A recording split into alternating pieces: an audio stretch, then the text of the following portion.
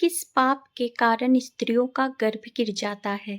जय श्री कृष्णा। राधे राधे दोस्तों। एक समय की बात है जब माता लक्ष्मी भगवान विष्णु से मिलने जाती हैं तो माता लक्ष्मी को देखकर भगवान विष्णु ने कहा, हे देवी, क्या बात है, आज आप अचानक मुझसे मिलने क्यों आई हैं।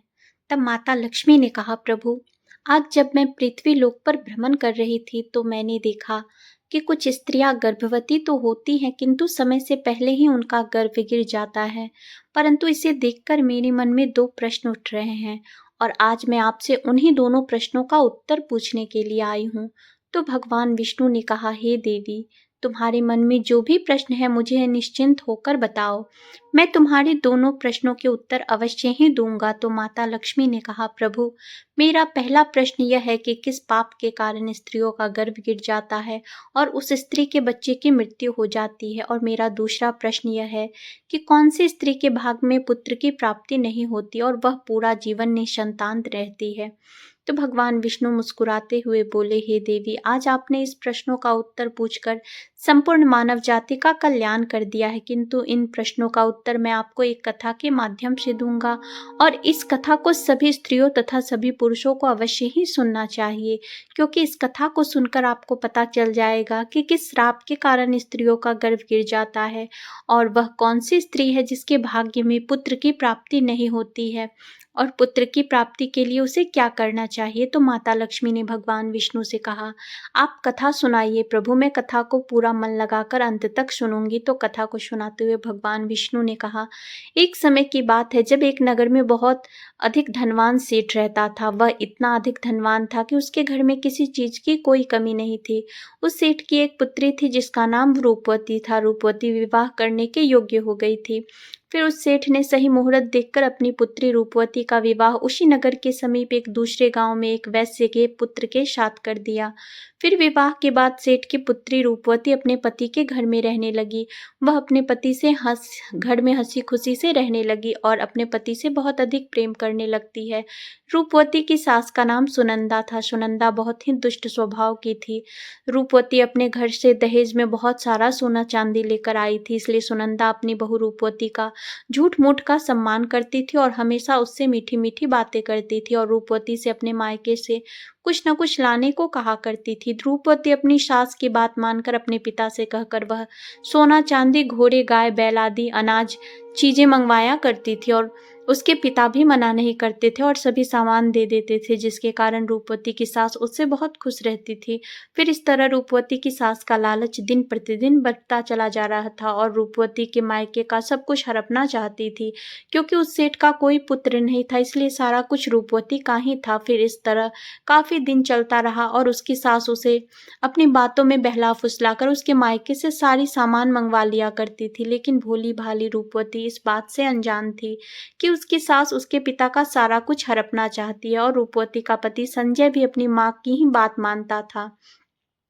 इसलिए उसके घर में रूपवती की सास जो कहती थी वही होता था। उसके घर में सारा सामान, सारा काम उसकी माँ के कहने से ही होता था और रूपवती का पति संजय दोनों ही सुनंदा का कहना मानते थे, इसलिए उनके घर में कभी भी क्लेश नहीं होता था और सब खुशी पूर्वक रहते थे। इस तरह कुछ साल बीतने के बाद रूपवती गर्भवती हो गई। जब उसकी सास को इस बात का पता चला तो वह बहुत खुश हो गई। उसने तुरंत ही रूपवती के माता पिता को इस बात की सूचना दी और साथ में बड़ी बड़ी वस्तुओं की मांग की। जब रूपवती के पिता ने इस बात को सुना तो वह भी बहुत प्रसन्न हुए और फिर अगले ही दिन वह मिठाई तथा सोने, कंगन और सोने की माला लेकर रूपवती के ससुराल पहुंच गए। रूपवती अपने पिता को देखकर बहुत खुश हुई। फिर कुछ समय रूपवती के ससुराल में रुककर उसके पिता अपने घर लौट गए। फिर काफी दिनों तक रूपवती का गर्भ बढ़ता गया और रूपवती की सास उसका बहुत अच्छी तरह से ख्याल रखने लगी तथा उसे समय समय पर फल फूल खिलाती रहती थी और घर का सारा काम खुद करती थी। रूपवती को कोई भी काम नहीं करने देती थी, इसलिए रूपवती पूरा दिन घर पर आराम करती थी। और इस तरह कुछ और दिन बीत गए और एक दिन अचानक ही रूपवती का गर्भ गिर गया, जिससे रूपवती की सास बहुत क्रोधित हो गई और फिर रूपवती को ताना मारते हुए कहने लगी, अरे पापिन स्त्री, तूने अपने जीवन में ऐसा कौन सा पाप किया है जिसके कारण जन्म लेने से पहले ही तुम्हारा बच्चा मर गया। पता नहीं क्यों तेरे पुत्र ने तुझ जैसी पापिन स्त्री से विवाह कर लिया था, मेरे बेटे का तो जीवन ही नष्ट हो गया। अपनी सास की यह बात सुनकर रूपवती बहुत दुखी होकर कहने लगी, सासू माँ, इसमें मेरा क्या दोष है? मैंने अपने जीवन में कोई पाप नहीं किया, फिर भी पता नहीं क्यों मेरे साथ ऐसा हो रहा है। तब उसकी सास कहने लगी, अरे दुष्ट स्त्री, तूने जरूर अपने जीवन में घोर पाप किया है, इसी कारण तेरा गर्भ गिर गया है। फिर कथा को आगे बढ़ाते हुए भगवान विष्णु माता लक्ष्मी से कहते हैं, हे देवी, अब कथा को बहुत ध्यान से सुनना, क्योंकि यहीं से आपको पता चलेगा कि किस कारण से स्त्री का गर्भ गिर जाता है। तो माता लक्ष्मी ने कहा, ठीक है। फिर उसी के बाद से रूपवती की सास उसे हमेशा ताने मारने लगी और घर का सारा काम भी उसी से कराती थी और खुद कोई काम नहीं करती थी। रूपवती की सास उससे इतना काम कराती थी कि रूपवती को अब सही से खाना खाने का भी समय नहीं मिलता था और जब सब लोग भोजन कर लेते थे उसके बाद ही वह भोजन करती थी। वो अपनी सास के सामने आने से भी डरने लगी। फिर इस तरह कुछ महीने और बीत जाने के बाद रूपवती दोबारा से गर्भवती हो गई, जिससे उसका पति बहुत प्रसन्न हुआ। लेकिन उसकी सास अभी तक उससे गुस्सा थी और जब रूपवती ने अपनी सास को यह बात बताई तो वो रूपवती से कहने लगी, एक बच्चे को तो खा गई, पता नहीं अब इस बच्चे को जीवित रखोगी या इसे भी उसी की तरह खा जाओगी। मुझे तुझ पर जरा भी भरोसा नहीं, क्योंकि मुझे तो लगता है कि तूने अपने जीवन में जरूर कोई पाप किया है, इसलिए तेरा पहले वाला गर्भ गिर गया था। अपनी सास की यह बात सुनकर रूपवती कुछ नहीं बोली और चुपचाप खड़ी रही। फिर धीरे धीरे रूपवती का गर्भ बढ़ता गया और गर्भवती होते हुए भी वह घर का सारा काम करती थी, लेकिन फिर भी उसकी सास को उस पर जरा भी दया नहीं आती थी। फिर इस तरह करते करते अब रूपवती के गर्भ को 9 महीने पूरे हो गए। अब बच्चे के जन्म होने का समय बिल्कुल नजदीक आ गया था। फिर रूपवती ने एक बालक को जन्म दिया, किंतु वह बच्चा कुछ बोल नहीं रहा था और ना ही रो रहा था। फिर रूपवती ने देखा तो उसका बच्चा मरा हुआ था। अपने मरे हुए बच्चे को देखकर वह बहुत जोर जोर से रोने लगी, विलाप करने लगी। फिर जब रूपवती की सास को इस बात का पता चला तो वह बहुत गुस्सा हुई और रूपवती से कहने लगी, तू एक पापिन स्त्री है, तभी तेरा यह दूसरा बच्चा भी मर गया है। मुझे तो पहले से ही शक था कि तूने अपने जीवन में जरूर कोई घोर पाप किया है, इसलिए तेरे साथ ऐसा होता है और इसलिए तेरा यह पुत्र भी मर गया। अगर तू मेरे घर में ज्यादा दिनों तक रहेगी तो तू मेरे घर का नाश कर देगी, इसलिए अब तुझे इस घर में नहीं रहने की जरूरत है। तो रूपवती कहने लगी, सासू माँ, अब मैं कहाँ जाऊँ? मेरे लिए तो मेरे पति ही सब कुछ है, मैं उन्हें छोड़कर कहीं नहीं जा सकती हूँ। मैं अपने पति से बहुत प्रेम करती हूँ, इसलिए आप मुझे इस घर से मत निकालिए। मैं घर का सारा काम करूंगी और इसी घर के किसी कोने में पड़ी रहूंगी। आप जो भी काम कहेंगी मैं वह सब कुछ करूंगी, बस आप मुझे घर से मत निकालिए, क्योंकि मैं अपने पति के बिना एक पल भी नहीं रह सकती हूँ।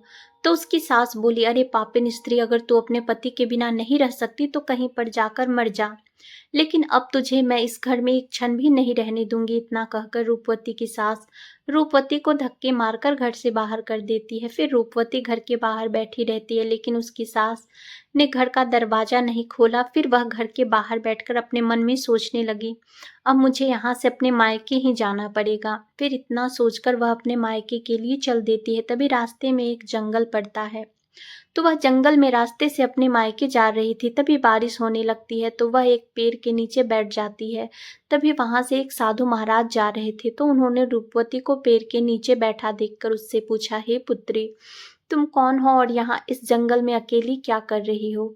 तो रूपवती ने साधु महाराज से कहा, हे साधु महाराज, मैं एक बहुत धनवान सेठ की पुत्री हूँ और मेरा विवाह एक वैश्य से हुआ है और मुझे अभी तक पुत्र की प्राप्ति नहीं हुई है। मैं एक बार गर्भवती हुई थी तो मेरा गर्भ गिर गया था और जब मैं दोबारा गर्भवती हुई तो मेरा बच्चा पैदा होते ही मर गया था, इसलिए मेरी सास ने मुझे घर से निकाल दिया है। इसलिए मैं अब इस जंगल में इधर उधर भटक रही हूँ।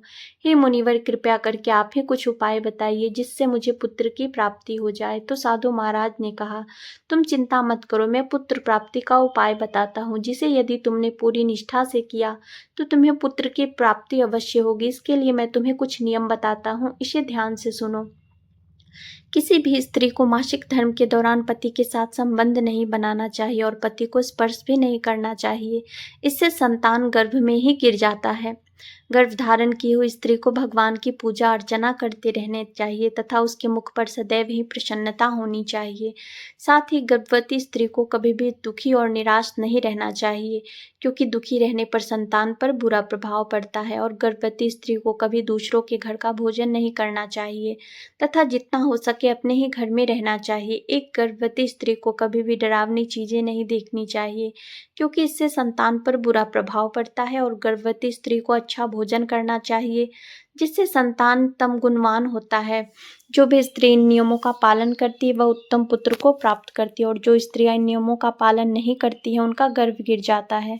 फिर साधु महाराज ने कहा, हे पुत्री, अब मैं तुम्हें पुत्र प्राप्ति का उपाय बताता हूँ, इसे ध्यान से सुनना, तो तुम्हें पुत्र की प्राप्ति होगी। तो रूपवती ने कहा, साधु महाराज ने कहा, किसी भी स्त्री को पुत्र प्राप्ति के लिए मासिक धर्म के प्रथम 4 दिनों में पति पत्नी को मिलन नहीं करना चाहिए, क्योंकि ऐसा करने से दुराचार पुत्र होता है। और 5वीं रात्रि में मिलन करने से पुत्री की प्राप्ति होती है तथा 6ठी रात्रि में मिलन करने से पुत्र रत्न की प्राप्ति होती है। 7वीं रात्रि में मिलन करने से वंध्या पुत्री होती है तथा 8वीं रात्रि में मिलन करने से बलशाली पुत्र की प्राप्ति होती है। 9वीं रात्रि में मिलन करने से सुंदर कन्या की प्राप्ति होती है तथा 10वीं रात्रि में मिलन करने से विद्वान और अति श्रेष्ठ पुत्र की प्राप्ति होती है। 11वीं रात्रि में मिलन करने से सुंदर आचरण वाली कन्या प्राप्त होती है। 12वीं रात्रि में मिलन करने से गुणवान पुत्र होता है। 13वीं रात्रि में मिलन करने से लक्ष्मी स्वरूपा पुत्र की प्राप्ति होती है। और 14वीं रात्रि में मिलन करने से गुणवान, बुद्धिवान तथा बलवान पुत्र होता है। इसलिए यदि तुम इन नियमों का पालन करो तो तुम्हें उत्तम पुत्र की प्राप्ति होगी। इतना कहकर वह साधु महाराज वहां से चले जाते हैं। फिर रूपवती अपने मन में सोचने लगती है, यदि मैंने साधु महाराज के बताए गए उपाय के अनुसार कार्य किया तो मुझे भी पुत्र की प्राप्ति हो जाएगी और मेरी सास मुझसे घर का काम भी नहीं कराएंगी और घर में सभी लोग मेरा बहुत अधिक सम्मान भी करेंगे। रूपवती इतना सोच ही रही थी, तभी उसका पति उसे ढूंढते हुए वहां पहुंच जाता है और रूपवती से कहता है, तुम यहाँ इस जंगल में क्यों आई हो? मैं तुम्हें लेने आया हूँ, घर चलो। फिर रूपवती ने अपने पति को उस साधु महाराज वाली सारी बातें बताई और कहा, नहीं, अब मैं घर नहीं जाऊंगी जब तक मुझे पुत्र की प्राप्ति नहीं हो जाती। रूपवती की यह बात सुनकर उसका पति भी उसी के साथ जंगल में ही कुटिया बनाकर रहने लगता है। फिर मासिक धर्म की 14वीं रात्रि में रूपवती ने अपने पति के साथ मिलन किया, जिससे वह गर्भवती हो गई और गर्भवती होते ही वह जंगल में रहती थी। उसका पति जंगल से लकड़ी काट कर लाता था, जिससे दोनों समय भोजन बनाकर खाते थे। फिर इस तरह करते करते 9 महीने बीत गए और रूपवती के बच्चा पैदा होने का समय नजदीक आ गया। फिर एक दिन रूपवती को अत्यंत उत्तम पुत्र की प्राप्ति हुई और पुत्र की प्राप्ति से रूपवती और रूपवती का पति दोनों बहुत खुश हुए। फिर रूपवती का पति उससे कहने लगा, चलो अब हम दोनों घर चलते हैं, क्योंकि माँ ने तुम्हें पुत्र प्राप्ति का ताना देकर ही घर से निकाला था, किंतु अब तो तुम्हें पुत्र की प्राप्ति हो गई है, अब तो वह भी खुश हो जाएंगी। और रूपवती ने कहा, ठीक है, चलो घर चलते हैं। फिर दोनों घर जाते हैं तो उसकी सास ने देखा कि रूपवती को तो पुत्र हुआ है।